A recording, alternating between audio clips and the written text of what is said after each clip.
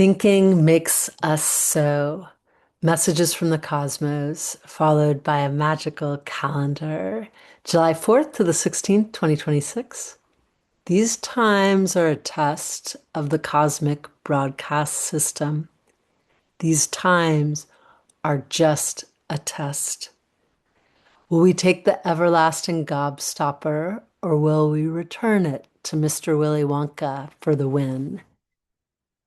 As I surf the zeitgeist for meditative mind, insights and a magical calendar arise. Today's message from the cosmos: turn on, tune in, create. Perhaps the computer partners with you, but stay at the helm of your words, your imagination, your expression. Stay with yourself, your inner sun aligning with your mind, ever close, ever supporting. Believe. Soon, Neptune retrogrades in Aries furnace, helping us touch in with our inner psyche. Shortly thereafter, dear Venus makes her way into the mutable earth of Virgo.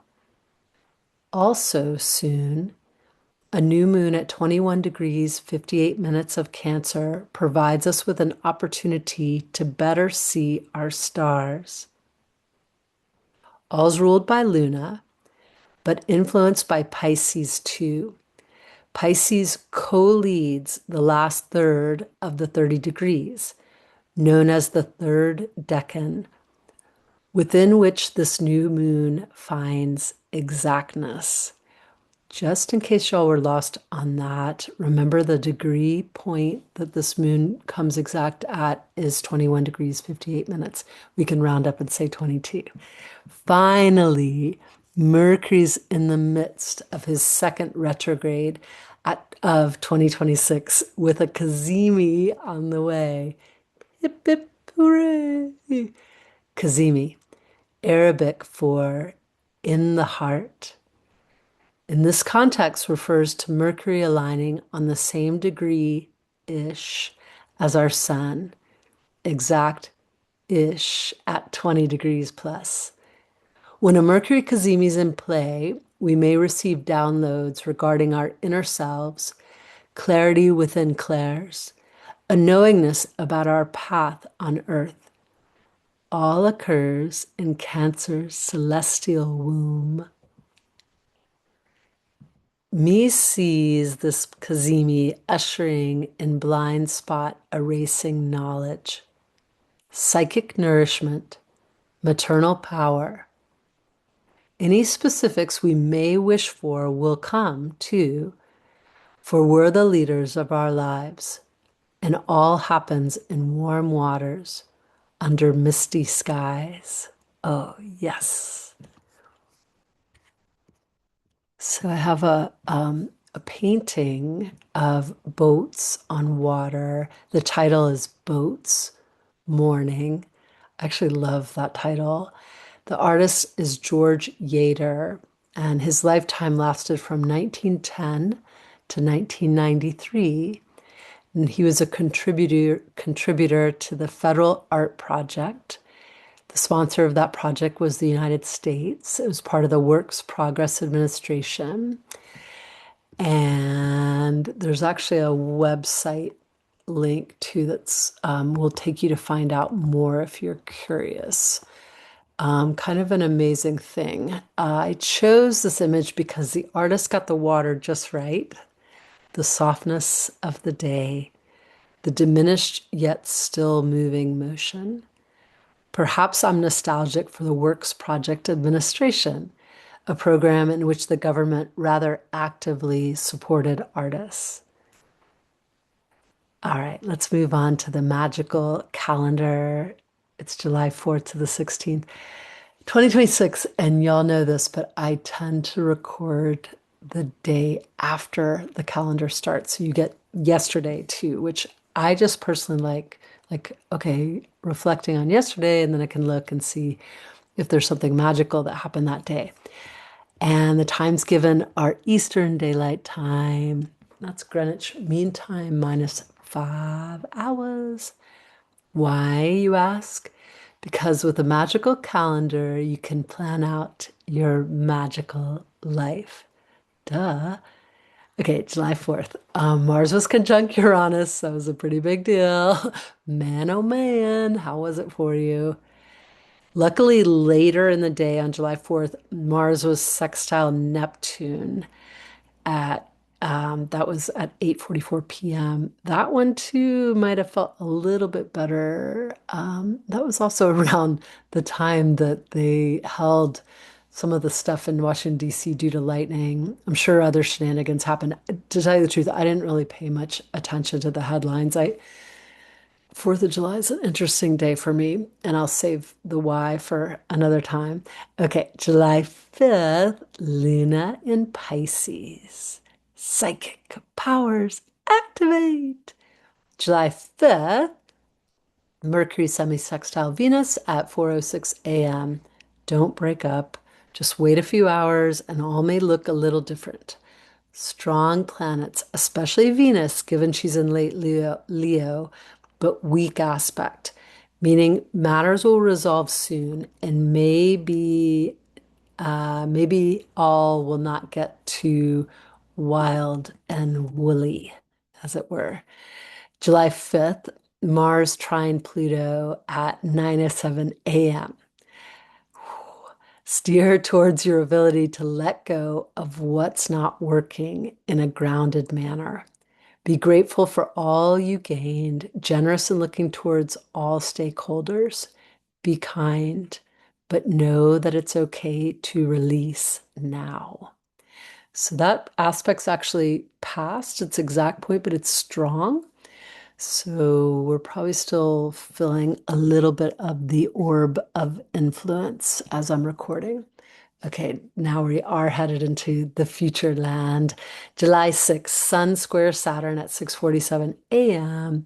Keep it together. Structures adorn the pathway ahead, structures that will help you grow in positive ways. Lean into support. July 6th as well. Luna moves from Pisces. There may be a break in the recording here. Ruh-roh. Okay, hopefully there's not a break, but we shall see. Luna moves from Pisces to Aries from 1:21 a.m. to 11:07 a.m. She'll be settled in Aries once Neptune moves into retrograde motion on July 7th. I'll talk about that in a minute at 6:55 a.m. And that's the same day Luna moves into her fourth quarter phase at 3:29 p.m. My only read there is dream. So much happening with all that time in between signs and Neptune, very much a planet of dreaming and delusion in the shadowy aspects going into retrograde, which is sort of like the inner dream inside us, the reflective mode. Okay, the reflecting pool. July 7th, Neptune moves into retrograde motion at 6:55 a.m. Go within and shepherd yourself via meditation, light exercise, slow time in nature, and by clarifying your intentions when you can. July 9th, an 8 day. I love that it was 8 because it has to do with Venus, and 8 so much has to do with Venus. And I'll talk about that a little more in another entry. Venus, this is the 8 or the Venus part of July 9th. Venus enters Virgo at 1:22 p.m., which is a 5, that number, and that's also having to do with Venus. And the golden ratio and such. Well, the Fibonacci sequence. Okay, Luna will be in Taurus all day long. Welcome change and your relationship to Mother Earth. July 11th, Venus semi-sextile Jupiter at 8:26 p.m. Love, even if it feels frustrating to do so. July 11th, 12th, long lunar transit. Luna leaves Gemini at 6:11 p.m. on the 11th and arrives in Cancer at 6:46 p.m. on the 12th. Proceed with caution when possible. So y'all know this, but when Luna's in between signs, accident potential statistically rises. And this is all fun and games and super woo-woo, but astrology is also based on probability and statistics. So we gotta remember that. But then again, when Luna's in between signs, once again, it's an invitation to dream. July 12th, Sun conjunct Mercury at 9:26 p.m. That's our Kazimi, which we already talked about. So you can rewind the tape. Hot dog! That's what I say. July 13th, Luna in Cancer in so many places all day long. Happy summer! July 13th, Venus square Uranus at 10:27 a.m. She quincunxes Neptune at 12:45 p.m. Then she does the same with Pluto at 4:52 p.m. Ground all day long. Take it slowly. So yeah, we got some action happening. Just a few different aspects in one day can be a little bit strong, especially because all of these planets, Venus, Uranus, Neptune, and Pluto are strong. And so it's basically the outer planets plus Venus. Although I have to tell you, this is total insertion here. There's a theory that Pluto is losing his power, which I just think is kind of an interesting theory. I'm still teasing it out myself. I heard someone else theorize about it. It's not my work at all. July 14th, we're moving on. New moon in Cancer. This is big stuff at 21 degrees, 58 minutes, exact at 5:44 a.m. Revel in your home life. Meditate. Don't overthink stuff if possible or let your emotions take the wheel. Rather, focus on a hands-on project and the knowingness that you are a spiritual being having a human experience.